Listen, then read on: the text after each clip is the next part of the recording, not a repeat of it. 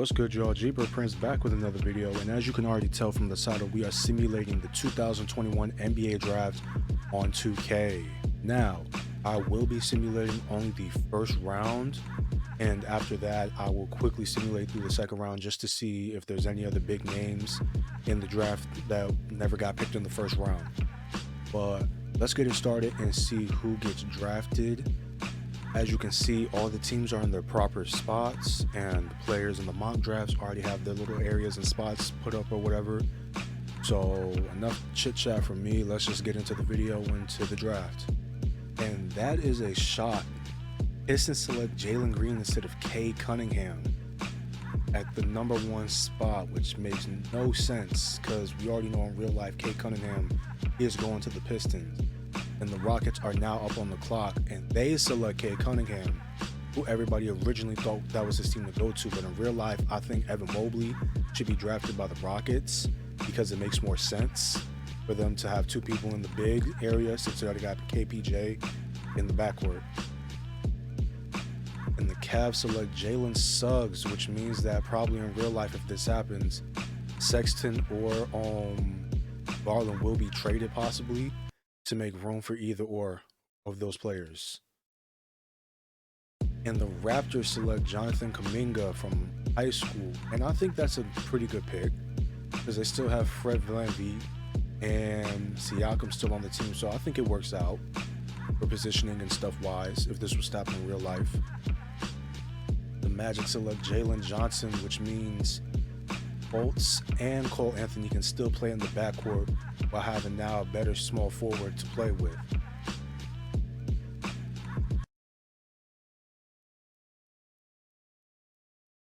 And the Thunder are projected to get Evan Mobley at center. He will be apparently rocking Kevin Durant's old number, and I feel like that works out for them too, since they still have a bunch of picks which can be helping them later in the future of the team.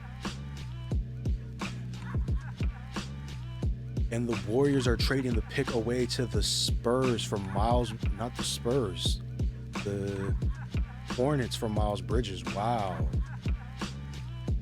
Wow, that is crazy. I don't see this happening though in real life because the Hornets already like who they have.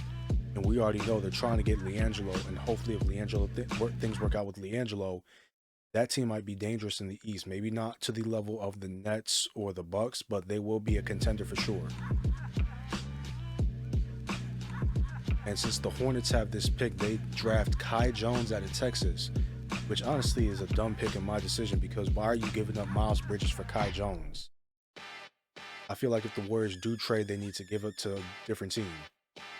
And the Magic select Keon Johnson from Tennessee, shooting guard, which now creates difficulties in the backcourt for Cole Anthony or Markelle Fultz. Kings select Josh Christopher, the 9th pick. Pelicans select Jaden Springer from Tennessee, shooting guard, which means now they have to make room probably to get Lonzo Ball out the way if he still plans on to resign in the summer and this like in real life or not. The Hornets are back and they select Greg Brown from Texas, shooting forward, which small forward, which kind of works out because Gordon Hayward is aging and he's not playing at the level he was playing in his early years in Boston and on the Jazz. And the Spurs trade the 12th overall pick to the Cavs for Larry Nance and a 2022 second round pick, which I can see I can see it happen in real life. Maybe not Larry Nance Jr., but I can definitely see them trading this pick away, maybe even to the Cavs. And with the Cavs select Isaiah Jackson from Kentucky, power forward, which makes a lot of sense. It helps him out getting a young core and stuff like that. He can play under maybe Kevin Love if that's how they would go in real life. And the Pacers trade their pick too. Wow, speak of the devil. So So they trade the 13th overall pick for Kevin Love and a 2022 second round pick to the Cavs. So honestly, I can also see that happening in real life too, because Kevin Love really doesn't have a spot in Cleveland anymore. He's not playing to the extent that he was playing when Braun and Kyrie was on the team. And in all honesty, I could see him like ring chasing, and that's not a problem because he just needs a ring at this point, or just needs to be on a better team, in my opinion. And the Cavs select Usman Garuba from Spain, which is kind of stupid because they just drafted a power forward, so why would they pick another power forward?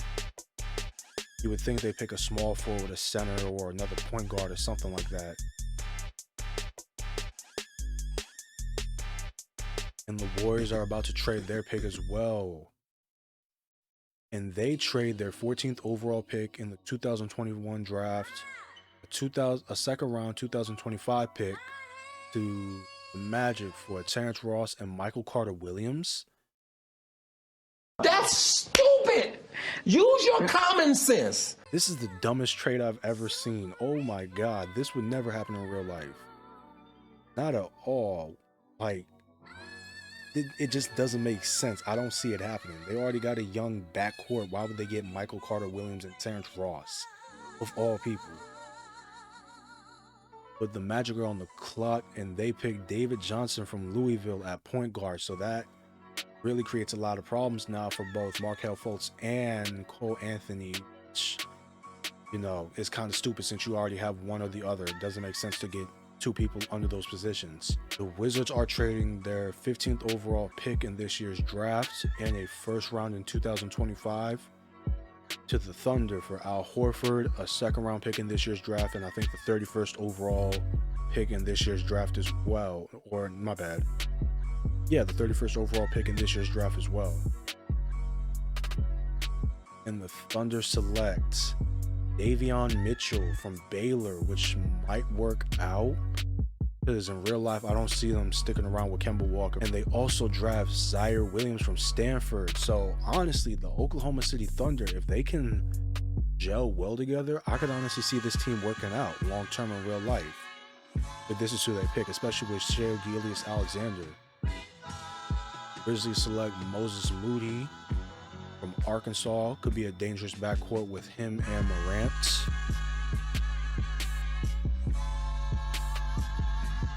The Thunder are back on the clock, and they select Scotty Barnes from Florida State, power forward, which could work out as well, maybe. I haven't really seen or heard much about Scotty Barnes in real life, so I don't really have a say.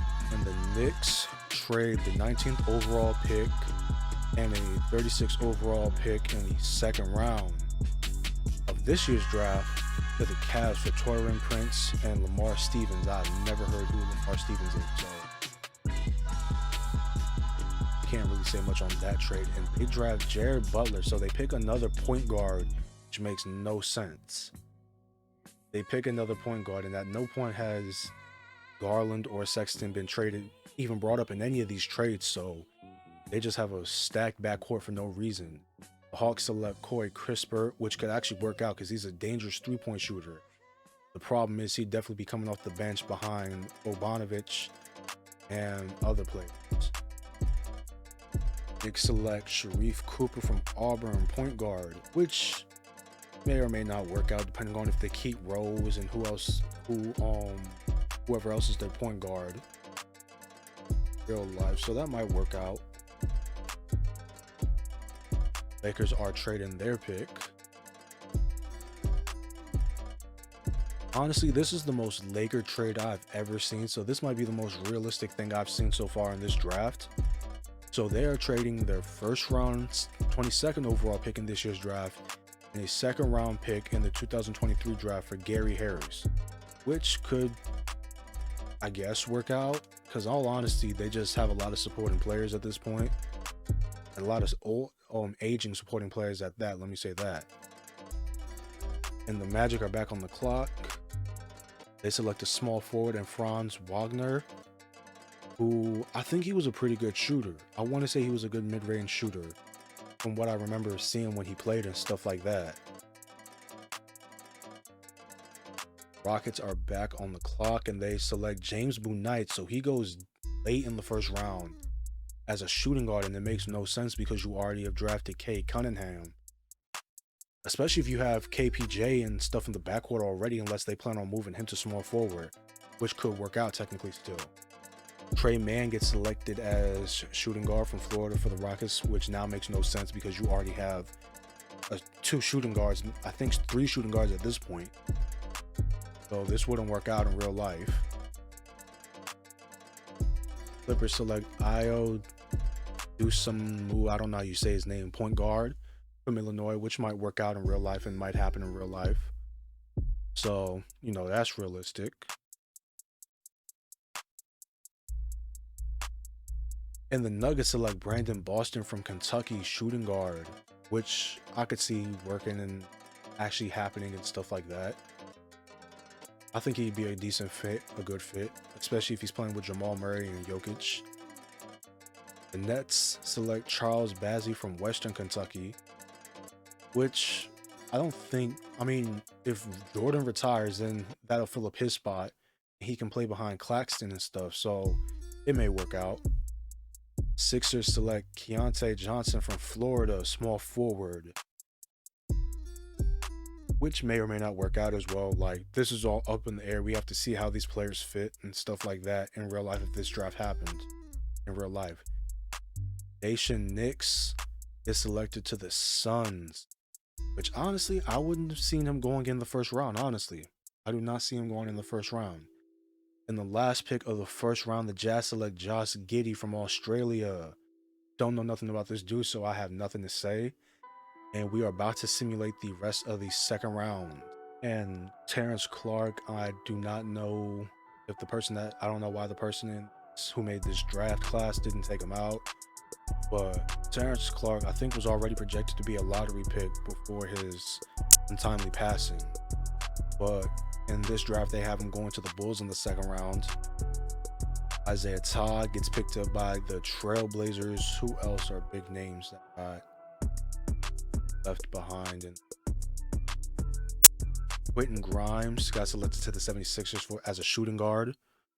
I don't know why all these teams are stacking up on shooting guard positions. There's plenty of other teams they could have traded for, other teams that could have asked for the for those spots in the draft, honestly, that needed help in the shooting guard or point guard position. Mac McClung goes to the Pelicans, shooting guard. I think that's about it with all the noticeable names, and that is it. So, honestly, at first, this draft seemed a tad bit realistic until all these teams started trading for point guard and shooting guard positions players that they didn't need at the time, which they could have waited till the next year's draft, or because they have so many picks, they could have traded for a shooting guard or point guard that's already in the league. But I don't know.